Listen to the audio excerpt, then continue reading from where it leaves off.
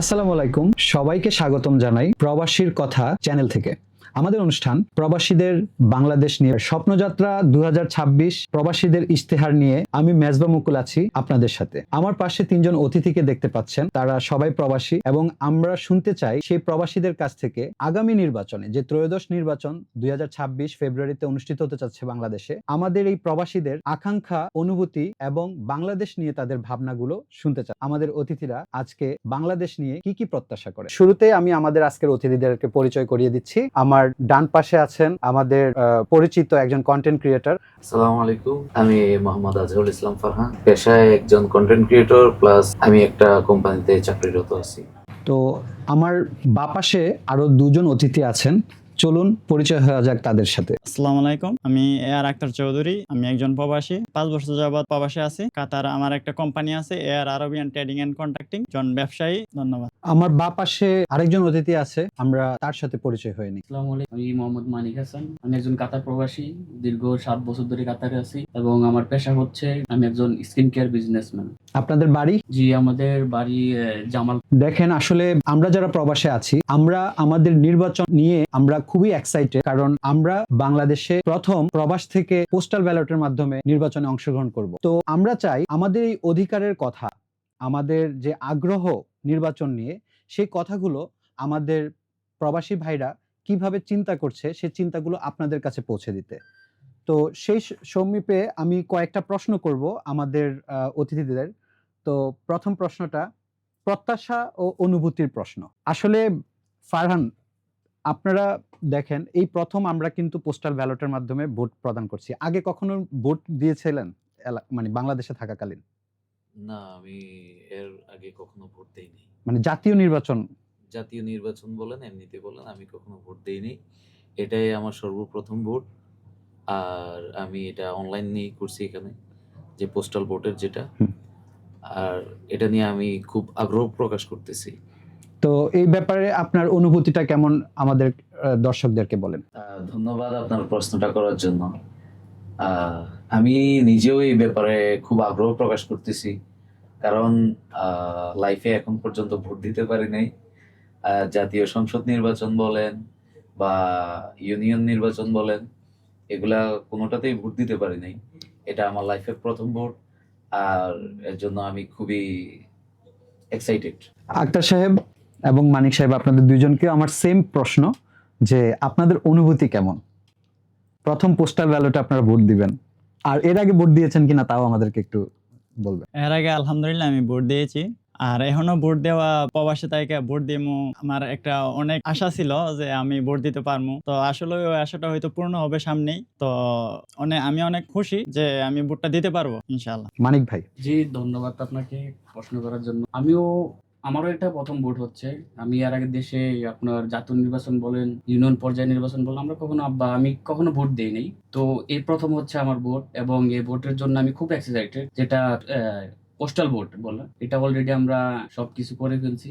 ইনশাল্লাহ সামনে আমরা ভোট দিব।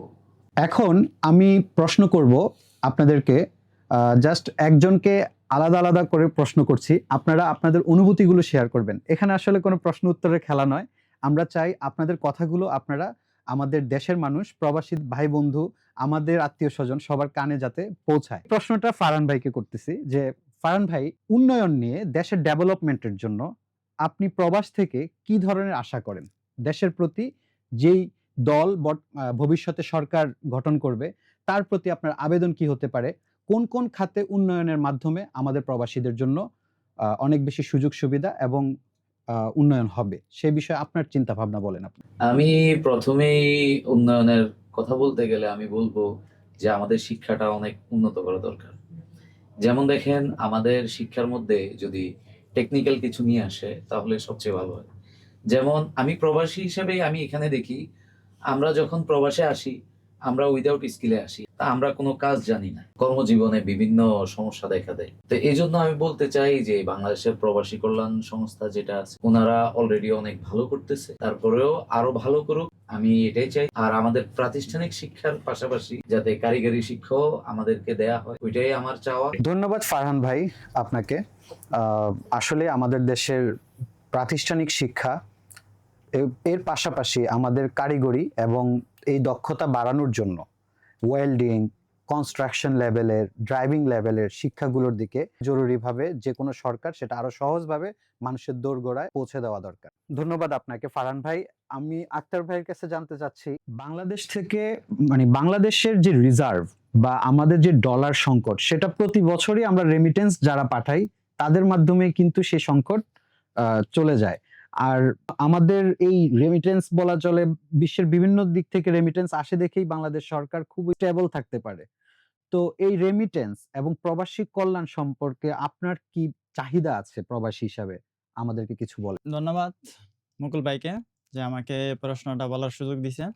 আমি বলতে চাই যে রেমিটেন্স যত ইজি ভাবে বাংলাদেশে পাঠানো যায় এ পত্রা ক্লিয়ার করে দেওয়ার জন্য। আর আমি আরেকটা কথা বলতে চাই, বাংলাদেশে আসতে গেলেই কেন টিকিটের দাম বেড়ে যায়। আমি যখন কাতার থেকে আগস্ট মাসে বাংলাদেশে যাই তখন 400 রিয়াল লাগে আমি বাংলাদেশে চলে গেছি। আসার সময় সেম টিকিট 98,000 টাকায় আমার কাতারে আসা দরকার হচ্ছে। তো কেন 400 রিয়াল আর 98,000 টাকা অনেক তফাৎ। একটা মানুষ এত টাকা দিয়ে আসতে পারে না, সেই কারণে অনেক 2 মাস লেট করে আসতে হয়। তো আমি বলবো সবাই যেন এই পত্রা ভালোভাবে তৈরি করে যে অল্প টাকায় আসতে পারে, ঠিক আছে, বাংলাদেশ থেকে। তো ধন্যবাদ আক্তার ভাই, আপনার এই কথাটা আমি যেটা বুঝতে পারলাম আর কি, যে আসলে এই জিনিসটা আমিও খেয়াল করেছি।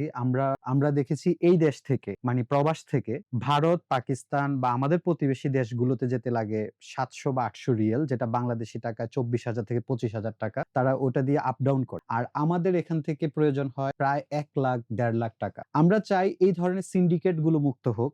2026-এর যে নির্বাচন হবে সেই নির্বাচনে যারা দল গঠন করবে, সরকার গঠন করবে, তারা প্রবাসীদের এই বিষয়টাতে খুব গুরুত্ব দিয়ে দেখবে যে এই সব সিন্ডিকেট যাতে আমাদের সাথে না থাকে। পাশাপাশি এয়ারপোর্টে যাত্রী হয়রানি, প্রবাসীদেরকে বিভিন্নভাবে হয়রানি করা, লাগেজের সমস্যা, এই সমস্যাগুলো দূর করবে। তো এটাও আমাদের একটা প্রত্যাশার অংশ। কি বলেন আক্তার ভাই? অবশ্যই। জি, এই মুহূর্তে আমি চলে যাব আমাদের তৃতীয় একজন গেস্ট আছেন যিনি মানিক ভাই। ভাইয়ের কাছে আমার প্রশ্ন থাকবে, ভোট দিবেন কাকে এবং কেন? ধন্যবাদ মুকুল ভাইকে আমাকে এত সুন্দর একটা প্রশ্ন করার জন্য। দেখেন, একটা নির্বাচন শুধু একটা নির্বাচন না। আমরা এই ভোটে এমন একটা প্রতিনিধি চাই যে আমাদের জন্য কাজ করবে। একটা ভোটারে কি চাচ্ছে একজন প্রতিনিধির কাছে, তো এগুলা কাজ তাকে করতে হবে। দেখেন, আমার এলাকায় সব দলই তারা কিন্তু কখনোই আমার এলাকায় বা আমার বাড়িতে যা জিজ্ঞাসা করে নাই যে আমার কি সমস্যাটা। মানে প্রবাসী হিসাবে আপনার কাছে এই পর্যন্ত কেউ কোনো কিছু প্রশ্ন করে নাই, জানতে চায় নাই। কেউ জানতে চায় না। আমি বাড়িতে তো প্রচারণায় যাই, সকল দলই বিভিন্ন প্রচারণায় যায়, বাট একজন প্রবাসীকে মানে আপনাকে কখনো ফোন করে কেউই বলে নাই যে আপনার প্রত্যাশা কি। হ্যাঁ, আমার প্রত্যাশাটা কি? জি, তো আমরা তো আশা করি। তো এগুলা কোনো কিছুই হচ্ছে না। তো আমরা এরকম একটা প্রার্থী চাচ্ছি যে আমাদেরকে নিয়ে কথা বলবে, একজন প্রবাসীদেরকে নিয়ে কথা বলবে। তাকে আমরা ভোট দেব। তো এ পর্যন্ত আমাদের কোনো বা আমার ফ্যামিলিতে এসে কেউ খোঁজ নেয় নাই যে আমরা কি প্রত্যাশা করতেছি তাদের কাছে। আমি এতটুকুই মেসেজ দিতে চাই। ধন্যবাদ মানিক ভাই আপনাকে। আসলে মানিক ভাই যে মেসেজটা দিতে চাচ্ছে সেটাও আমি একটু বলে দিচ্ছি, যে বাংলাদেশ থেকে যারা নির্বাচনে যাচ্ছে, যে সকল দল নির্বাচনে যাচ্ছে, তারা আমাদের অনেক পোস্টাল ভোটার আমরা যারা হয়েছি তাদের সাথে যোগাযোগ করে নাই, বা তাদের ফ্যামিলিতে গিয়ে মানে আমাদের ফ্যামিলিতে গিয়ে কখনো বলে নাই যে আপনার সন্তান প্রবাসে থাকে কিনা বা আপনার ভাইটা প্রবাসে থাকে, ওনাকে বলবেন, ওনাদের কি প্রত্যাশা যেটা আমরা পূরণ করতে পারি।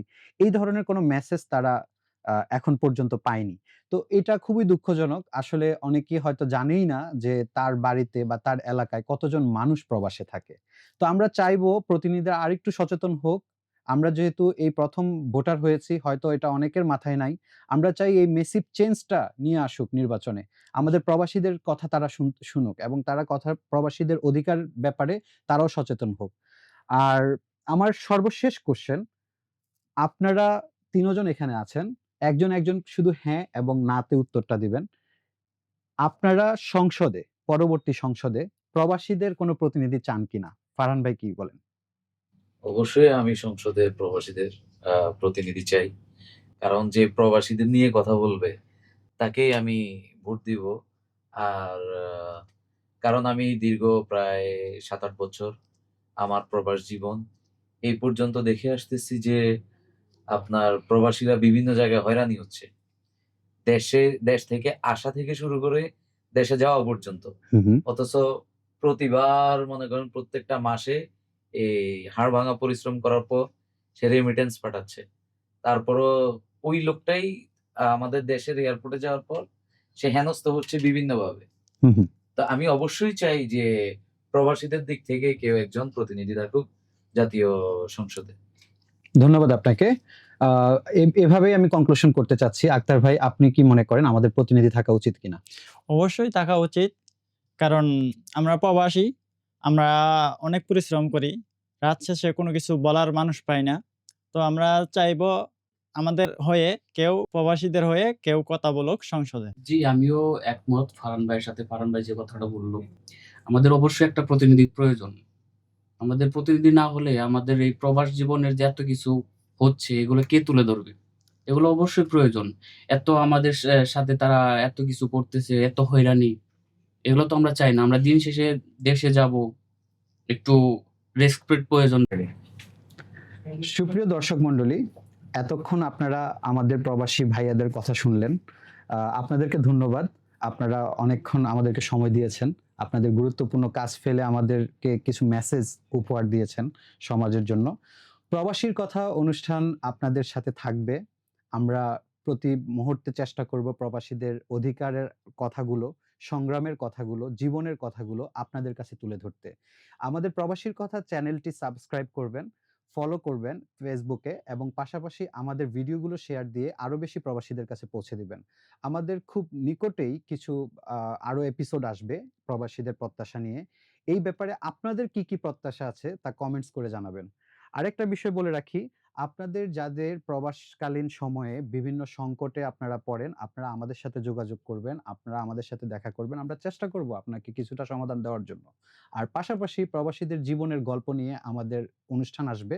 সেখানে আপনারা বলতে পারেন আপনার জীবনে ঘটে যাওয়া যেকোনো কষ্ট বা বেদনার কথা, যা আমরা শুনতে চাই, শোনাতে চাই। সবাই ভালো থাকবেন। আল্লাহ হাফেজ। আসসালামু আলাইকুম। আসসালামু